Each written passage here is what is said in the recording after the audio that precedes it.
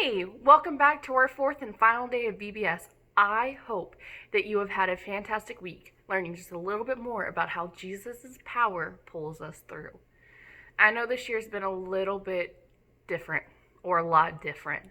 You didn't get to finish up school, you don't get to see your friends nearly as often, and some of you haven't been able to come back to church yet because it's just not safe for your family. And I understand, and I'm here, and I'm with you. Things haven't been easy on my end either. But you know what? Jesus' power will pull us through this. No matter what happens this year, we're going to be okay. Because God loves us enough to help protect us. Well, today's Bible story is going to be just a little bit longer than the other days. But while we're reading it, I want you to remember and see how Jesus' power helps us live forever. You ready? So, you are a king? Are you? The Roman soldiers jeered. Then you'll need a crown and a robe. They gave Jesus a crown made of thorns and put a purple robe on him and pretended to bow down to him. Your Majesty, they said. Then they whipped him and spat on him. They didn't understand that he was the Prince of Life, the King of heaven and earth who had come to rescue them. The soldiers made him a sign, "Our King," and nailed it to a wooden cross. They walked up a hill outside the city. Jesus carried the cross on his back. Jesus had never done anything wrong, but they were going to kill him in the way criminals were killed. They nailed Jesus to the cross. "Father, forgive them," Jesus gasped. "They don't understand what they're doing." "You said you've come to rescue us," people shouted. "But you can't even rescue yourself." But they were wrong. Jesus could have rescued himself. A legion of angels would have flown to his side if he called. "If you really are the Son of God, you could just climb down off that cross," they said. And of course they were right. Jesus could have just climbed down. Actually, he could have just said a word and made it all stop. Like when he healed the little girl and stilled the storm and fed 5,000 people, but Jesus stayed. You see, they didn't understand. It wasn't the nails that kept Jesus there. It was love. "Papa," Jesus cried, frantically searching the sky. "Papa, where are you? Don't leave me." And for the first time and the last, when he spoke, nothing happened. Just a horrible, endless silence. God didn't answer. He turned away from his boy. Tears rolled down Jesus' face. The face of the one who could wipe away every tear from every eye. And even though it was midday, a dreadful darkness covered the face of the world. The sun could not shine. The earth trembled and quaked. The great mountains shook. Rocks split in two, until it seemed that the whole world would break, that creation itself would tear apart. The full force of the storm of God's fierce anger at sin was coming down on his own Son instead of his people. It was the only way God could destroy sin and not destroy his children whose hearts were filled with sin. Then Jesus shouted out in a loud voice, "It is finished." And it was. He had done it. Jesus had rescued the whole world. "Father," Jesus Christ, "I give you my life." And with a great sigh, he let himself die. Strange clouds and shadows filled the sky, purple, orange, black, like a bruise.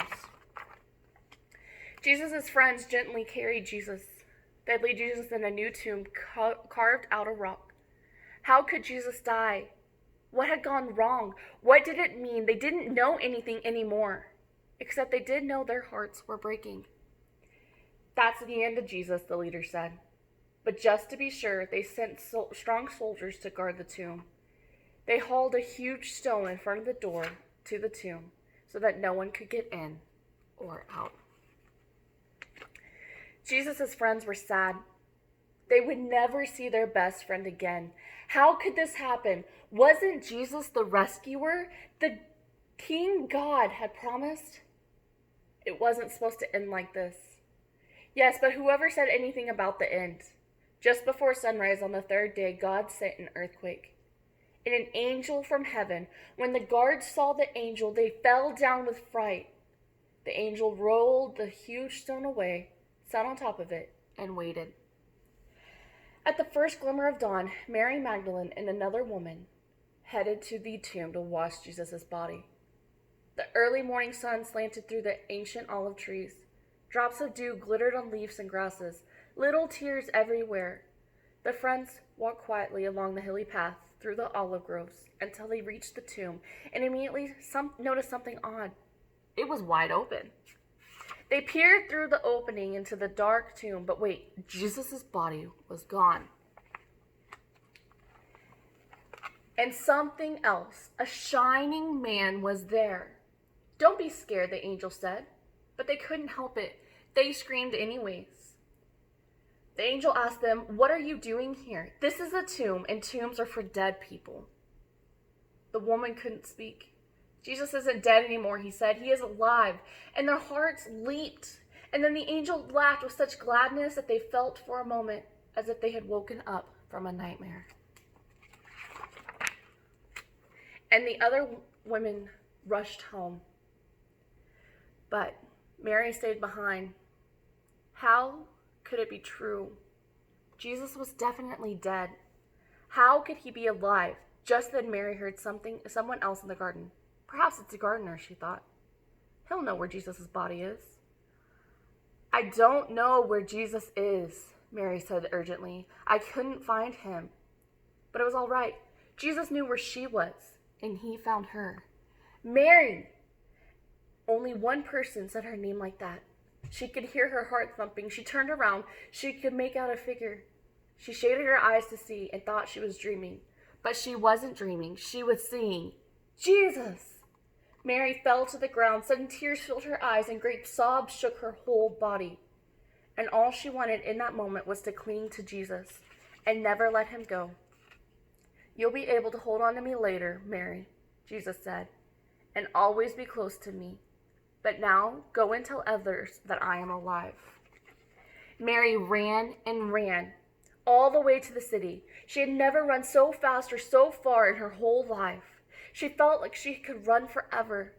She didn't even feel like her feet touched the ground. The sun seemed to be dancing and gleaming and bounding across the sky, racing with her and shining brighter than she could ever remember the clear, fresh air.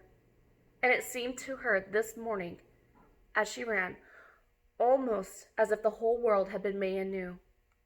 Almost as if the whole world was singing for joy. The trees, tiny sounds in the grass, the birds, her heart. Was God really making everything sad come untrue? Was he making even death come untrue? She couldn't wait to tell Jesus' friends. "They won't believe it," she laughed. She was right, of course. I just want you guys to remember that Jesus is here for everything, and he's going to help you through it all. Even when you think that you don't need any help, he is still going to be by your side. Just a reminder, your craft bag has a list that I hope you've found by now that tells you which craft you're supposed to do today. I just want you guys to remember that Jesus is going to conquer all. Bye.